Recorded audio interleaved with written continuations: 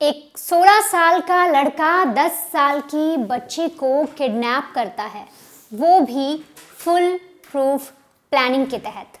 16 साल का लड़का 10 साल की बच्ची को ना सिर्फ किडनैप करता है बल्कि उसे प्लान के मुताबिक एक सुनसान जगह पर लेकर जाता है। वहां उसके साथ रेप जैसी घिनौनी वारदात को भी अंजाम देता है। लेकिन जब पुलिस इस पूरे केस को इन्वेस्टिगेट करती है तो कहानी तो कुछ और ही निकल कर आती है। पता लगता है कि 10 साल की बच्ची अपनी मर्जी से उस 16 साल के लड़के के साथ गई थी और जाने का जो रीजन था वो कोई और नहीं बल्कि इंस्टाग्राम था। दरअसल ये जो पूरा मामला है ये गुजरात का है। यहाँ पर 31 दिसंबर को एक 10 साल की जो लड़की है वो एक लड़के से मिलने जाती है जिसकी उम्र 16 साल है। ये दोनों एक जगह पर मिलते हैं। इसके बाद लड़का लड़की को किडनैप करता है, सुनसान जगह पर लेकर जाता है, वहां उसके साथ रेप करता है, उसके साथ रिलेशन बनाता है और ज़बरदस्ती करने की पूरी कोशिश करता है। लड़की चीखती है, चिल्लाती है, बहुत रोती है, लेकिन वो 16 साल का लड़का नहीं रुकता और उसके साथ रेप करता रहता है।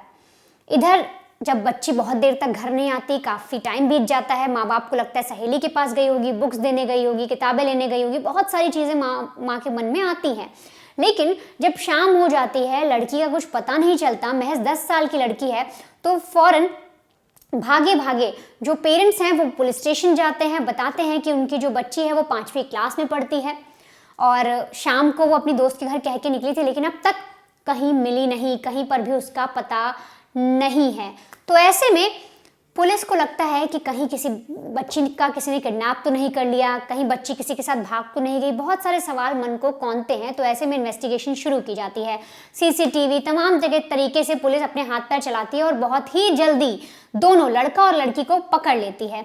इसके बाद जब दोनों पकड़े जाते हैं तो लड़की से पूछताछ होती है। लड़की बताती है कि इस लड़के ने मेरे साथ गंदी हरकत की है। दोनों का मेडिकल चेकअप कराया जाता है। पता लगता है कि लड़के ने लड़की के साथ रेप किया है, लेकिन जो वजह सामने आती है वो और भी चौंकाने वाली है। इसके पीछे की जो और कहानी निकल कर आती है वो तो बेहद ज़्यादा शॉकिंग है। दरअसल पुलिस को पता लगता है कि जो 16 साल का लड़का है और जो 10 साल की बच्ची है, यानी दोनों नाबालिग हैं, इनकी दोस्ती इंस्टाग्राम पर हुई थी और ये लोग काफ़ी लंबे समय से एक दूसरे से चैट करते थे। दरअसल जो बच्ची के पिता हैं उनको सोशल मीडिया के बारे में इतनी जानकारी नहीं है, लेकिन माँ के इंस्टाग्राम पर अकाउंट है। अब ऐसा करके जो बच्ची है और उसकी जो बहन है वो दोनों अपनी माँ के फ़ोन से इंस्टाग्राम अकाउंट यूज़ करते हैं। ऐसा करते करते जब माँ को पता लगता है वो अपना अकाउंट बंद करती, फिर खोलती। तो ऐसे करते करते 7 अकाउंट इनके इंस्टाग्राम पर बने थे, जिनमें से 5 को माँ ने बंद कर दिया था, लेकिन 2 अभी भी एक्टिव थे जिसकी जानकारी माँ को नहीं थी।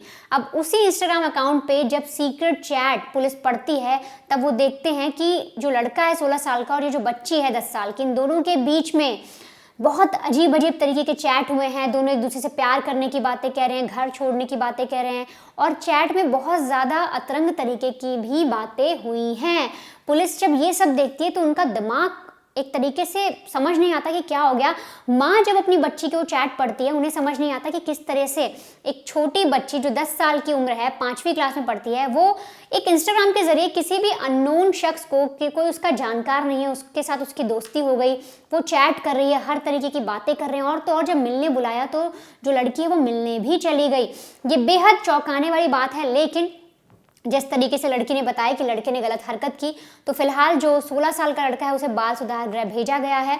बच्ची को भी माँ बाप बेहद समझा रहे हैं, उसको अच्छी सीख देने की कोशिश कर रहे हैं। लेकिन ऐसे में जब ये पूरा मामला सामने आया तो सोशल मीडिया पे तमाम तरीके की बहस चालू हो गई और बहस होना लाजमी भी है।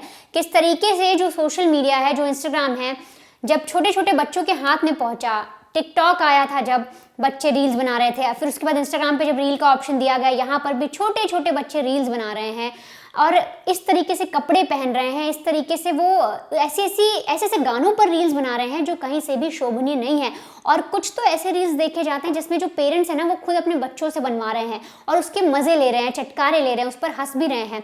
ये कहीं से भी जस्टिफाई नहीं करता। आपकी खुद की पसंद है, आप अपने बच्चों से कैसी भी रील बनवाइए, आपके बच्चे हैं, आप उनकी परवरिश कैसी भी करिए।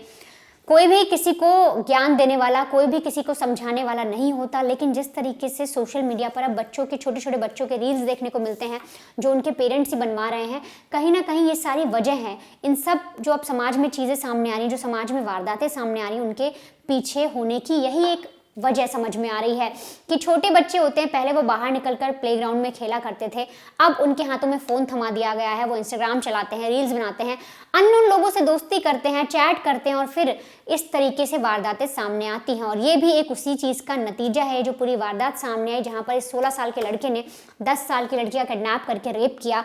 ये भी कहीं ना कहीं इन्हीं सब चीज़ों का नतीजा है कि जो सोशल मीडिया है वो कैसे बच्चों पर हावी हो रहा है, कैसे हर एक शख्स पर हावी हो रहा है, पेरेंट्स पर हावी हो रहा है, हम सब पर हावी हो रहा है, और उसकी वजह से इस तरीके से जो वारदातें हैं वो निकल कर सामने आ रही हैं।